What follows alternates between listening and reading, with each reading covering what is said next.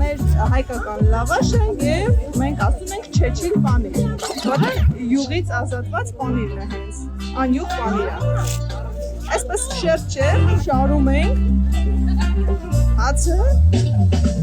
հետո պանիրը։ Տիկին Քրիստինան Շիրակի ավանդական պանրխաշն է պատրաստում, դսեղում անցկացվող հաց ու պանիր փառատոնի ընթացքում։ Այն մեկ հարթակում համախմբել է մոտ 20 տեղական արտադրողների եւ ձեռագործ վարպետների։ Ներկայացված են նաեւ հայկական խոհանոցն ու ավանդույթները։ Միջոցառումը նախաձեռնել են Եվրամիության տեղական դերակատարների զորեղացում հանուն զարգացման Լոռու եւ Տավուշի մարզերում ծրագրով ստեղծված Լոռվաձոր եւ Արագած Հովիտ տեղական ակտիվ խմբերը։ Ինքը յուրահատուկ է, որովհետեւ տախերը սկսել են իրար հետ համագործակցեն եւ միջոցառումներ ու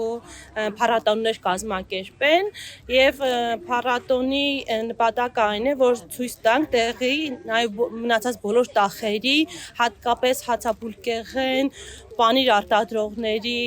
արտադրանքները ներկայացնենք, ինչով են զբաղվում մարդիկ մեր բոլոր տախերում ու տախերում։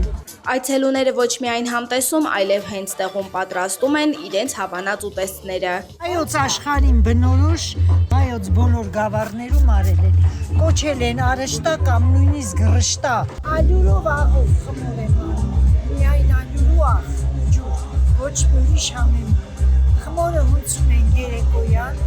հացի խմորից պինդ խմոր, եւ սա հավելումներ, դրոժ ասենք, խմորիչ բան չունի, սա ուղղակի սովորական խմոր է։ Հաց ու պանիրը ոչ միայն համերի ու ավանդույթների տոն է, այլև տեղական ակտիվ խմբերի միջև միջմարզային երկարաժամկետ գործակցության օրինակելի մոդել։ Լոռվաձոր եւ Արագած Հովիտ տախերը ցույց են տալիս, որ միասին հնարավոր է ստեղծել ավելին։ Սերինե Սերոբյան, լուրերի համար։